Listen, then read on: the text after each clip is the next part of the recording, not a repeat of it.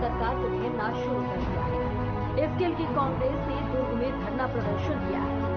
कांग्रेस के मुताबिक जब से प्रदेश में बीजेपी की सरकार बनी है तभी से हिंसक घटनाएं हो रही है और कानून व्यवस्था भी बिगड़ गई है। इसी के खिलाफ कांग्रेस ने दुर्ग में हिंदी भवन के सामने 1 दिवसीय धरना प्रदर्शन किया। इसके साथ ही मुख्यमंत्री और गृह मंत्री से इस्तीफे की मांग की है। बलौदाबाजार जिले के महपोनी जैत खाम में हुई तोड़फोड़ में कार्रवाई करने में देरी को लेकर कांग्रेस ने सरकार को घेरा है और कलेक्ट्रेट में हुए हिंसक हमले में प्रदेश सरकार की विफलता बताई है।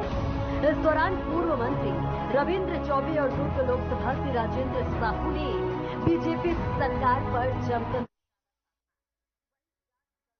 लेट लतीफी और हिंसक मामले में बाहरी व्यक्तियों का हाथ होने की बात कहकर स्थानीय लोगों को गिरफ्तार करने पर डिप्टी सीएम विजय शर्मा पर भी पूर्व मंत्री ने कई आरोप लगाए हैं। पूरे छत्तीसगढ़ के सभी जिला मुख्यालयों में आज कांग्रेस ने प्रदर्शन और धरना दिया। बलौदाबाजार की घटनाओं के विरोध में हम लोगों ने ये धरना दिया है। बलौदाबाजार में जिस तरीके से हिंसक घटनाएं हुई हैं, सरकार की नाकामयाबी है। सरकार का पूरा इंटेलिजेंट फेल्यूर हो चुका है। हम सरकार से इस्तीफे की मांग करते हैं। जिस तरीके से घटना हुई है बलौदाबाजार की, क्या लगता है कि किनका हाथ है? क्योंकि कई निर्दोषों को गिरफ्तार किया गया। प्रदेश के बेहद जिम्मेदार उप मुख्यमंत्री और गृह मंत्री ने कहा है कि इसमें बाहरी तत्वों का हाथ हो सकता है, तो हमें गृह मंत्री जी की बात पे विश्वास करना चाहिए और उम्मीद करना चाहिए उन बाहरी तत्वों पर गृह मंत्री जी कार्रवाई करें। लगातार कांग्रेस के नेताओं विधायकों के ऊपर आरोप लग रहा है। प्रेस कॉन्फ्रेंस के जरिए भी बताया जा रहा है कि कहीं न कहीं कांग्रेस का हाथ है। जहां कांग्रेस रहती है वहां सांप्रदायिकता घटना होती है। भारतीय जनता पार्टी के सारे आरोप बेबुनियाद और निराधार है। परम पूज्य गुरु घासीदास बाबा के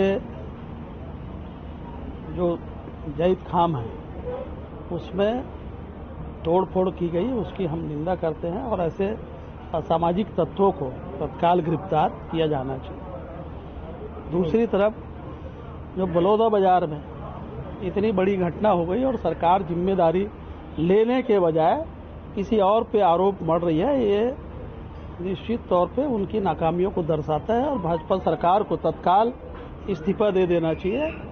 और इतनी बड़ी घटना होने के बाद भारतीय जनता पार्टी प्रदेश में कानून व्यवस्था संभाल नहीं पा रही है, जो निंदनीय है। 132 से ज्यादा लोगों को गिरफ्तार किया गया। एक तरफ गृह मंत्री के द्वारा बोला जाता है कि बाहर के लोग आके इसको किया है बलौदाबाजार, तो हमारे स्थानीय छत्तीसगढ़ के लोगों को क्यों गिरफ्तार किया जाए? आज देश में महंगाई चरम पे है, बेरोजगारी लगातार बढ़ रही है, आसमान छू रहा है, किसानों को उसके फसलों का दाम नहीं मिल पा रहा है, लोगों की सुरक्षा नहीं की जा पा रही है। उससे ध्यान भटकाने के लिए भाजपा बीच बीच में ऐसी घटनाओं को अंजाम देती है जिससे लोगों का ध्यान दूसरे की तरफ जाए। आज सतनामी समाज की बात नहीं है, कल दूसरे समाज के साथ भी यह अगर वाकया होता तो हम कांग्रेस पार्टी वाले उसका साथ देंगे। किसी भी धर्म, किसी भी जाति के ऊपर अगर किसी प्रकार के असामाजिक तत्वों का हमला होता है तो उसका विरोध लगातार किया जाएगा। कलेक्टर एसपी को सस्पेंड कर दिया गया है, इस बारे में क्या कहना है? क्या सस्पेंड करना और जांच करना, सजा देना, दोनों में फर्क है। भारतीय जनता पार्टी के लोग समिति बनाते हैं 5 सदस्य, पर समिति बनाने की जरूरत क्यों पड़ रही है? सीधा जांच उसके अधिकारी क्या कर रहे थे, क्यों अभी समिति बनाए? यह समिति 1 महीना पहले जब मई में हुई थी घटना तब बनानी थी। उसके अधिकारी कर्मचारी क्या कर रहे हैं? प्रदेश में लगातार लूट की घटना बढ़ रही है, आत्महत्या बढ़ रही है, हत्या बढ़ रही है, बलात्कार की संख्या बढ़ रही है, लोग आसानी से अपने काम को कर नहीं पा रहे हैं। यह सरकार की नाकामी है और इस सरकार में जितने अपराध बढ़े हैं उसका ग्राफ पिछले कई कार्यकालों को देखेंगे तो उससे बहुत ज़्यादा है। और विजय शर्मा जी गृह मंत्री जी हैं, वो खाली बयानबाजी करते हैं, काम कुछ नहीं करते। उनको बयानबाजी करने के बजाय काम पे करना चाहिए। बहरहाल बलौदाबाजार की घटना को लेकर कांग्रेस बीजेपी सरकार को घेरने से पीछे नहीं हट रही है। कांग्रेस लगातार इस घटना को बीजेपी की नाकामी बता रही है और कई सवाल खड़े कर रही है। हालांकि बीजेपी की तरफ से अभी इस मामले में कोई बयान नहीं आया है। Bureau report.